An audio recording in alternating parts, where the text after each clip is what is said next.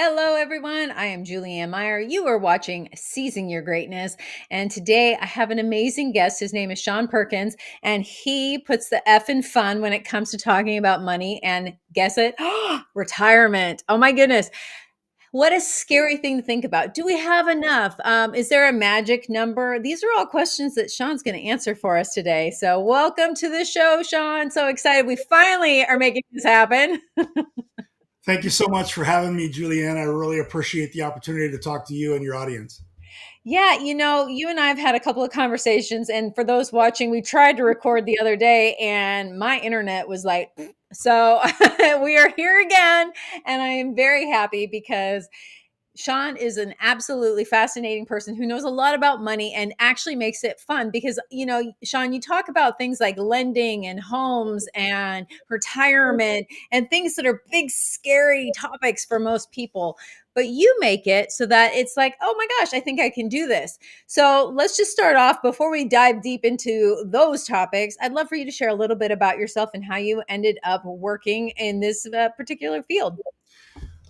I got into the mortgage business about 33 years ago, almost 34 years ago. Just kind of as a fluke, believe it or not. It's nothing I set out to do. I kind of stumbled into it. I fell in love with it and have been in it ever since. I focused primarily on helping people refinance their homes initially to save as much money as I could possibly help them save for whatever reasons they needed to use that money. I got in then to helping people purchase their homes, buy homes. And that's what I did for about 20 years. Then 2008 happened. Wow, that was a game changer. I don't know how it affected you, but it basically ended 70% of my income in about 30 days. Whew. Because I was 100% reliant on my mortgage business. And at that point in time, you didn't have a shortage of people who wanted to get a mortgage. You had a shortage of the ability to give people a mortgage. They couldn't qualify. The value of their home had dropped and they can't qualify and so on and so forth. Well, unfortunately, I lost a lot of money in 2008 myself. And that was because I trusted the quote unquote traditional financial planning models out there and found out the flaws and the weaknesses in those models. And I went searching for somebody who had a better way. And I ended up getting introduced to a group of folks that had not lost any money during the 2008 crisis. And I decided to learn more about that because when everybody lost 35, including Warren Buffett, 35 to 50%, it was intriguing to me to run into a group of people who had figured out how to not lose money when the market's crashing. That led me to jump into the financial services business for self-preservation and clients that wanted me to help them with their own finances. And here we are today. I really like that because you're following, well, one, what's needed, but two, kind of just rolling with life. And I think that I want to highlight that because a lot of us get really stuck in this idea of it has to look a certain way, including our careers.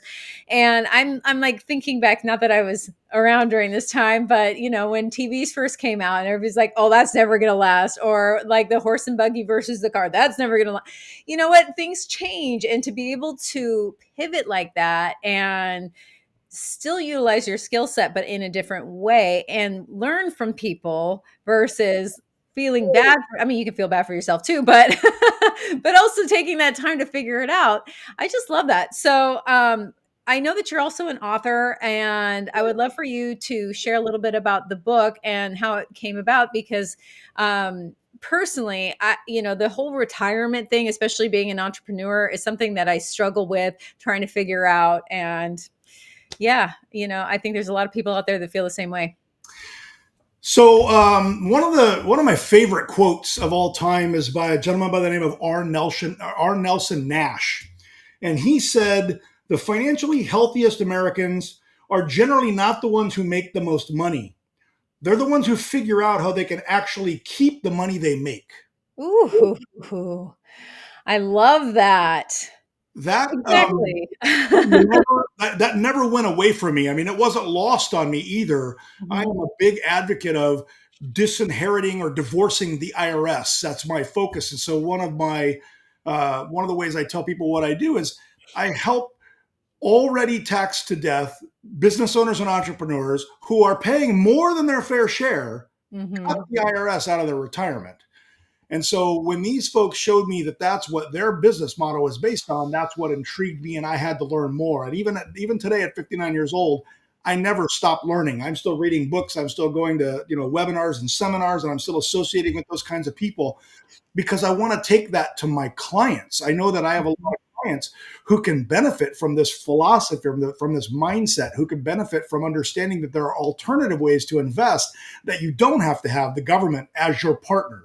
You don't have to owe this huge tax bill to the IRS. You just have to understand how to navigate around it. And that's what I specialize in. So 2020 comes, the China virus whacks us all on the side of the head.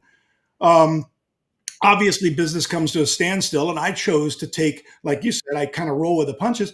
I chose to take that time to write a book. And so I wrote a book called Who's Stealing Your Retirement? Let's see. That's perfect. Who's Stealing Your Retirement? 7 Cunning Thieves Who Are Trying to Ransack Your Nest Egg and How You Can Catch Them. Ooh. So I talk about 7 things that are fighting you and you don't even realize it in many cases. That's why they're cunning thieves, because they're not so readily, They're not smash and grabbers. They're And so I wrote the book, and then I took it to my clients, and then I took it beyond that. It's not an Amazon style book. It's really more of a solving a specific problem. And I decided this message had to get out there. There were a lot of people that needed to understand this stuff, and nobody was talking about it. And where can people find your book? They can go to www.who's stealingyourretirementbook.com. So the website is the name of the book as well. So I love that. Can you hold it up Book again? with book at the end. Yeah. Could you hold that up again for us, please? Sure. Thank you. Who's Stealing Your Retirement Book? Right. That's right. Yeah. No, I love that because, from our previous conversations too, we were talking about how there's this misguided idea that there's a certain number. What's your number? And I really want you to talk about that because that to me was so eye-opening and relieving at the same time when you explained to me there is no magic number. So if you could please speak into that. Yeah. So there's a investment company. I can't remember who it was off the top of my head, but they were running a commercial, and the tagline for the commercial was "What's your number?" They kept flashing that across. What's your number? And that was their whole pitch. And what they were talking about is people like to know, how much money do I need to save to have a successful retirement? Do I need 500,000? Do I need $1 million? Do I need 2 million? And my answer to that is there is no number, because if you have $2 million right now, and with interest rates where they're at say 5, 6, 7% on investment returns, you can live a pretty good life. But 3 or 4 years ago, when interest rates are 2 and 3%, or even 1% on most savings accounts, your $2 million didn't go very far. And so targeting a number is really not the approach you want to take. What you want to take is an approach that looks at cash flow. How much cash flow do I need to cover my what I call committed living expenses? Those expenses that you must pay, the house payment, the car insurance, the car payment, your medical insurance, gas for your car, all those things that you have to pay to function in life, those must be covered with some form of committed or guaranteed lifetime income, for instance, like Social Security. And pensions, for those of us that are old enough. I'm not. I've never had a real job, so to speak, where I could develop a pension. But pensions are going away of the dinosaur and the dodo bird, so that's not as reliable a source of income as it used to be. And so, we talked last time, and I mentioned that the idea of the number focuses on the concept of cash is king. Cash is king, and I fought that idea for a while until I really realized how I wanted to approach it. And I came up with the rest of that story, which was cash is king, but cash flow is queen. Say that one more time before you get into describing why that is, please. Cash is king, right? The crown on, cash is king, but cash flow is queen. And so what I mean by that is, if you think about cash flow in terms of a chess game, if cash is king, What can the king do? He can move one square at a time on the board, left or right, forward, backward, or diagonally, one square at a time. He's very limited in what he can do. And that's the $2 million that you might be making a killing if interest rates are up, but you might be making, barely getting by if interest rates are low. Well, the queen, if you think about the queen on the chessboard, she's the most powerful piece on the board because she can move as far as she wants in any direction. The only thing that gets in her way is another piece that occupies a square she wants to go to, but she can move diagonally, she can move left, right, forward, backward. It doesn't stop in any way except for another piece. And so she has the most control, the most power, even more so than the king. Mm. And so cash flow is queen because your cash flow will dictate the success that you experience with retirement. I love that. And when you're saying cash flow, what are some ideas for people who are just a little paralyzed by the idea of retirement in the first place and maybe don't understand what you mean? So cash flow would be all the sources of income, of money coming into your coffers. So like I said, if you've contributed to Social Security, then at some point in time, you're going to be eligible for Social Security. Hmm. If you have a pension, if you've been at a company long enough and you got some kind of a pension, you will get that pension for the rest of your life. Those two are guaranteed lifetime sources of income. They do not go away until you go away. And when I say you go away, you know what I mean. But you don't have, likely, if you've retired, you don't have income from a job anymore. So you no longer have that cash flow. Your assets now need to fill the void that your employment used to fill. Hmm. And if you only have Social Security, you're going to have a pretty tough time being retired, especially in the state of California or anywhere on the West Coast where you happen to reside as well. Yeah.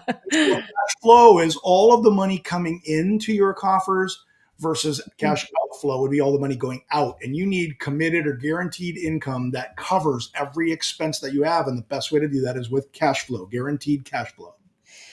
I really like that. I think about too about certain things that maybe aren't guaranteed, but even, rental properties. And my aunt, for example, does what's it called? Furnished finders. So she's got a unit that she rents out fully furnished and she gets these long-term commitments and it's so easy for her to fill.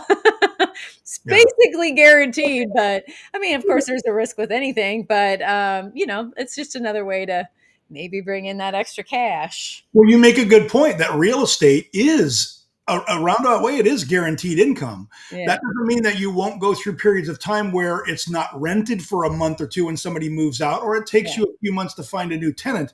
But you won't find yourself not getting income from your rental property for 2 and 3 years at a time. So it is a guaranteed source of income. You just might experience a bit of a hiccup or a disruption because of whatever's going on at the time. Kind of like the government shutdown. Yeah, yeah, yeah.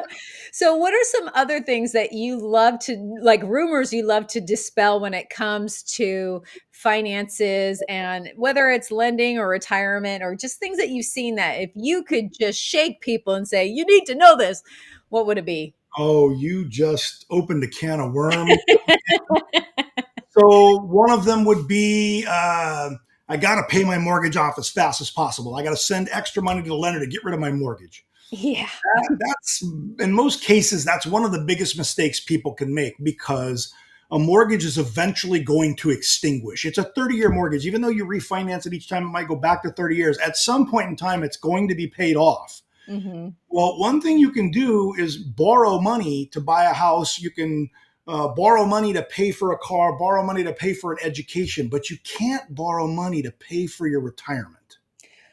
Ooh, okay. Repeat that one more time, please. That's gold. So you can't borrow money to pay for retirement. You can borrow money for just about anything else, but you can't Yeah. borrow money and pay for you to live for the next 25 years. You will eventually Yeah. run out. So every extra dollar that you're sending to the mortgage company to get rid of that debt that much faster is money that could have gone to your savings effort so that you don't run out of money in retirement. So that's one big one. Another big one is that 401ks save taxes. Yeah. Well, there's really no way to know if 401ks save taxes because what 401ks effectively do is defer the payment of taxes from a time right now when you know what your tax rate is to Mhm. a time when you can't possibly know what tax rates are going to be, right? Yeah. Number one. And number two, they defer the payment of those taxes to a time when you are arguably no longer working anymore and you need every dollar of your retirement income to live on. And if you're giving away 40 or 50% of it to the government in taxes, how much quicker are you going to run out of money? Wow, that's a really good point. I never thought about that. That's really food for thought. And I was also thinking about like when you were talking about the mortgages too, and like paying down a mortgage. And I've heard this from multiple people and whatnot. I'm curious what your thought is, like this idea of good debt and bad debt. Yeah. What do That's you a think of that? thing. That's a thing. So, bad debt is obviously debt that people tend to use to buy depreciating assets that will go down in value, and yet you still have a payment that never changes until that debt is extinguished. Like a cell phone. Sorry. Or a car, Yeah. or your bed, or Yeah. whatever it is. Vacations, right? Eating out at the restaurant. I mean, do you really want to put your grocery bill at the grocery store or your meal at the restaurant on a credit card that you have to make a payment on, and yet you ate the meal 20 minutes later, it's gone, but you still have to Exactly. pay on it for as long. So that Plus would be interest. what's that? Plus interest. So I think that would be a great example of bad debt. But not all credit card debt is bad. I mean, I use credit card debt constantly to run my business because it allows Yeah. me to use somebody else's money for 30 days for free. Yeah. And and if I do it correctly, I might get airline miles. I might get different kinds of rewards like cash back, whatever it is. But saying that, that's a way that those credit card companies rope you into spending money on your credit cards. And it's usually the very first way that people wind up in credit card debt they can't get out of. But going back to what we started talking about, good debt versus good debt would be, for instance, a mortgage acts as a hedge against inflation. So, what do I mean by that? If you could have bought gas, whether you like Donald Trump or not is not the issue here. If you could have bought gas when Donald Trump was president the first time around I'm in San Diego, so it was $2.25 a gallon. If you could have bought gas for the next 30 years and locked in that price of 225 a gallon versus today at 450 a gallon when I bought gas yesterday, Hmm. which would you prefer?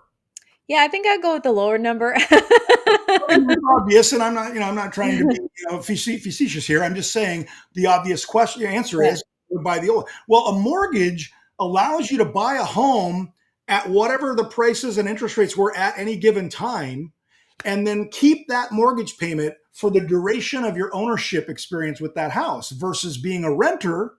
You're subject to the fluctuations of increasing rents, and rents always tend to go up. They do have hiccups where they come down, but generally your cost of living is going to rise with inflation Yeah. and other things. Well, when you buy a home and you lock in your mortgage and your interest rate, your mortgage payment stays the same, such that when you buy that home, maybe it's pretty tough to make that payment. The water level's up to your lips there, and you're barely getting a breath. But within 2 or 3 or 4 years, you're making more money on your job, but your mortgage payment stayed the same. And now it's getting easier and easier and easier to make that payment, such that 30 years later or 25 years later, it's no sweat. Yeah. And when Yeah. you look at your grandkids buying their first home, paying 3 times what your mortgage payment is, or 4 times, and you're going, I don't know how you're affording to pay that. My payment's this. That's good debt because that allows you to lock in your cost of borrowing at the Yeah. lowest possible rate for the longest period of time.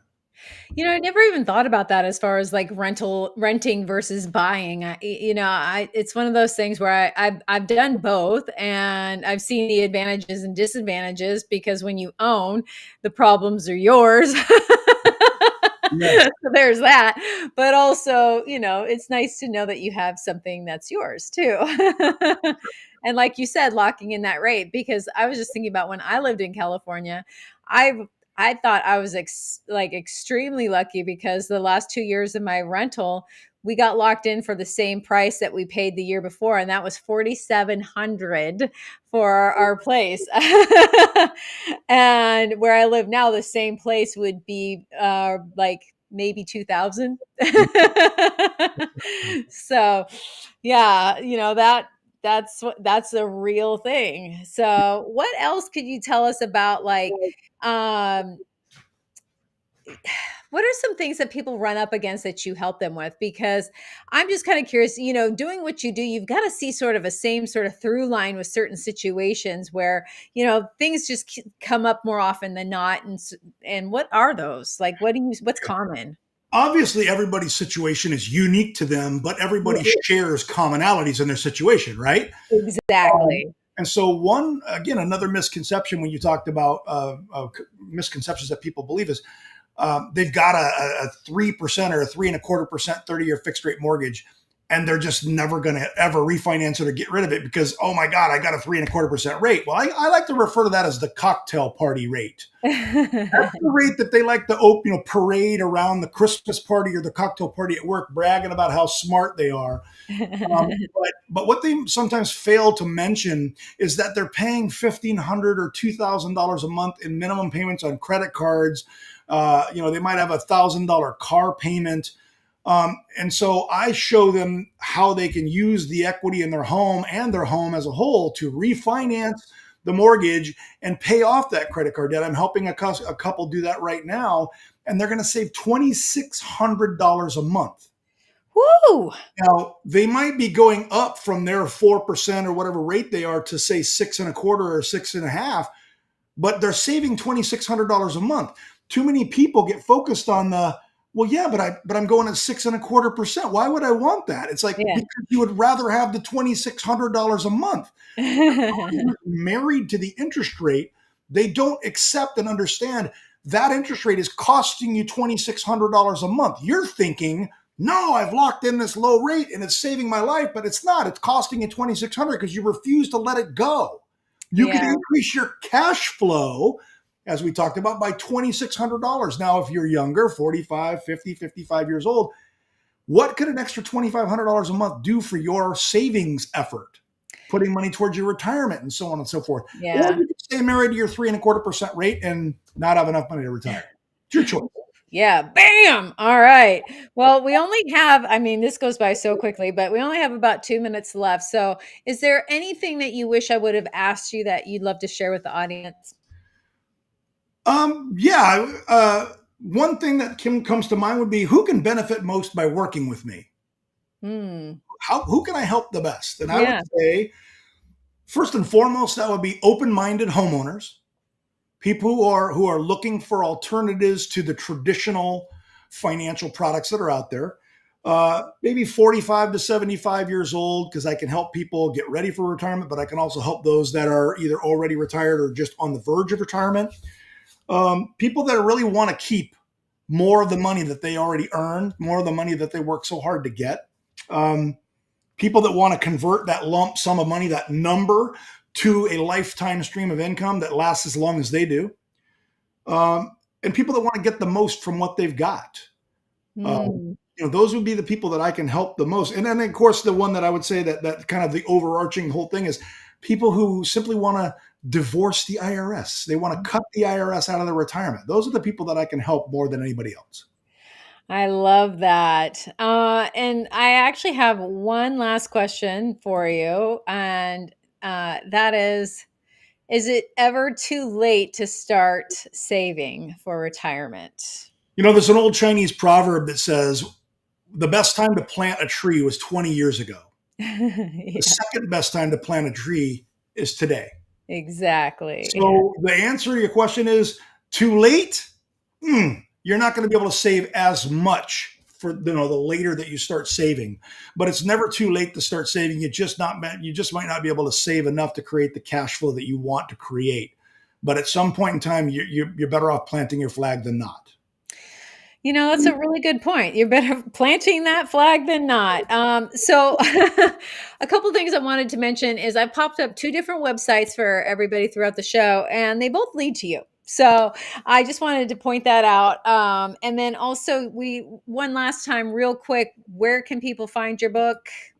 Uh, who's stealing your retirement book.com And if we have a second, I'd like to mention that I also have a second book that I wrote, and it's entitled Unlock Your Income Potential: 13 Strategic Ways a Reverse Mortgage Can Energize Your Retirement.